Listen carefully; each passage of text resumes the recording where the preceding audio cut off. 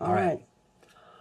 What do we have? What's a movie or book that shaped how you think?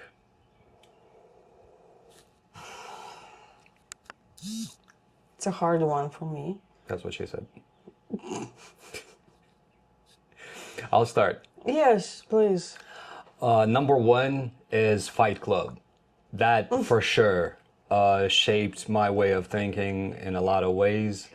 My attitude towards authority and my attitude towards society is, I wouldn't say it's the same, but it's also changed over time. Started from being fairly nihilistic to where I pretty much take everything with a grain of salt, you know. And another one would be Office Space, and that would reflect my view on the corporate world. And then what else? That's as far as movies go. Also, Matrix. the Matrix in a way, yeah, a bit, not, but yeah, the Matrix for sure. So that's as far as movies go, and as far as books go, Brave New World by Aldous Huxley for sure. That's the first thing that comes to mind at least, and then this is a very little known book, but if you know, you know. Story of the Eye by Georges Bataille. What else? Currently, what's shaping me is books by Tolstoy. Currently reading War and Peace, and having finished Anna Karenina. Thank you, by the way, for like moving me in that direction a lot. The Death of Ivan Ilyich. That's a really good one. But that's just the first ones that came to mind. In reality, there are so many more. Maybe I'll think of a few more. First, I think there are like two categories. The first is like that shaped how I think about life, etc. Is Pelevin, Chapayev, and Oh God, yes. and the what? And How do I translate it to? and nothingness and the vacuum and emptiness, depending. I don't know how I would translate it, but something like this. Chapayev and nothingness. Yeah, and another one is Шестипалый и... The Shut In and the Six Fingers. This is all by the Russian author Pelevin, who is quite philosophical and psychedelic and pop culture oriented at the same time. See, like, we're recording this in English, and I didn't even think about him. But in reality, his works shaped both of us. Shaped the way how I think about life. Oh yeah. And the second category is books about Second World II, about like 20th century in the Soviet Union, especially like Russian history. The book written by Nikulin. Yeah. What do I call it? What was it called? I don't remember. He's the participant of the like World War II. Yep. And he describes. He was defending. He was put around what then was Leningrad, today St. Petersburg. And and he describes everything that was going on from another point of view, from a point of view of just a soldier.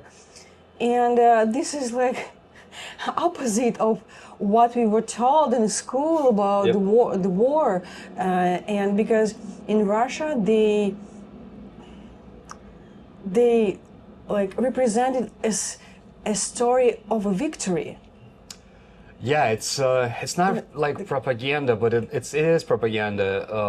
What everybody's fed is victory, how Russia won, but you know, this was a war, and it was a lot. It's a huge tragedy, and tragedy. Tragedy, understood me. Yeah, and nobody says about that. That this is like real, like the biggest tragedy of the 20th Tragedy tragedy. Sorry. of the 20th century, Yeah. especially for Russians. Yes, because so many people were put, like so many people put there, were put, were brought, Were thrown into it. into Yeah. it, and actually they could avoid so many deaths They by could- wiser decisions. Yep. And as a result of the whole mess, and it was a huge mess, and Nikolin's book kind of reflects that as well. It was a total mess.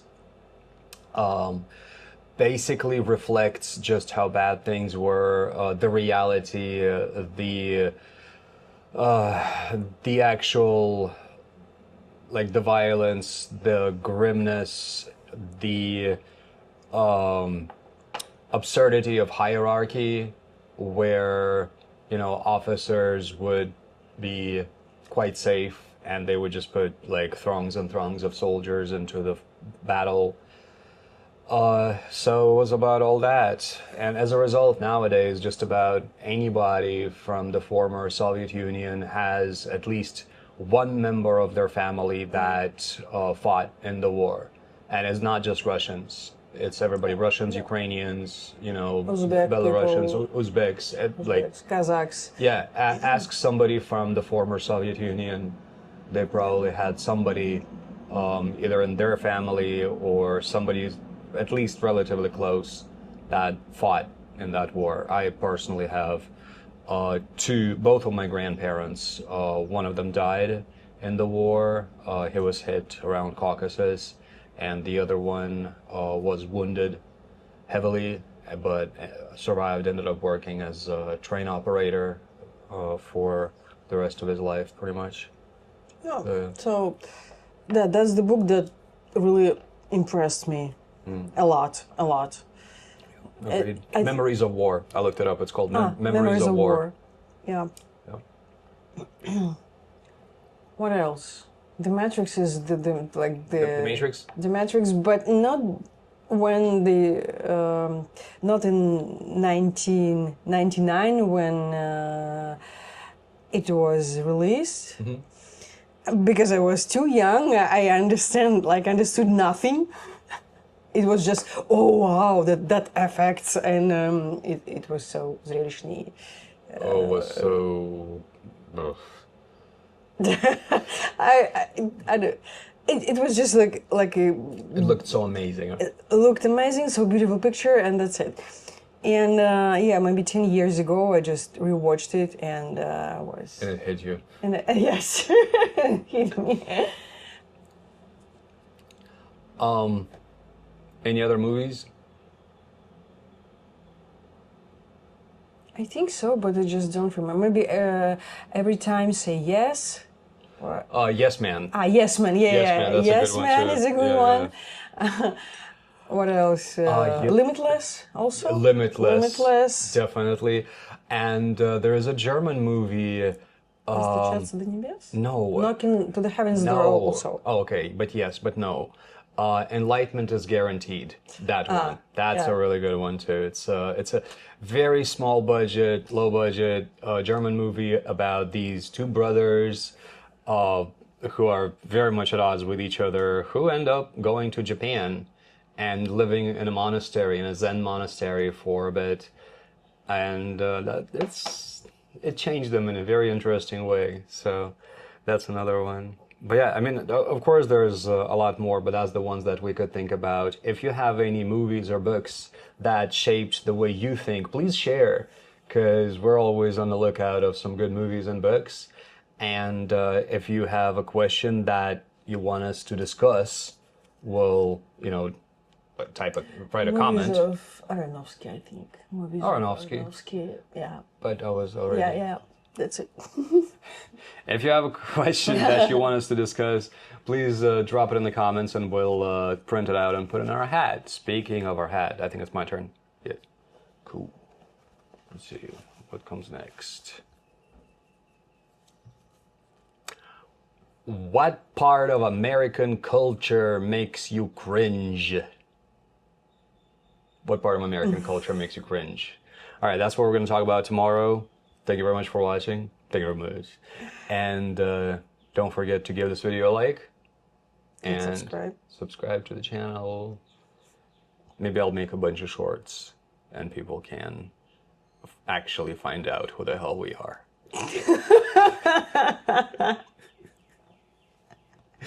But in the meantime, oh yeah, we're gonna take some driving classes for the next few days. So I think we're gonna miss like a day or two or something like that. But see you soon. See you.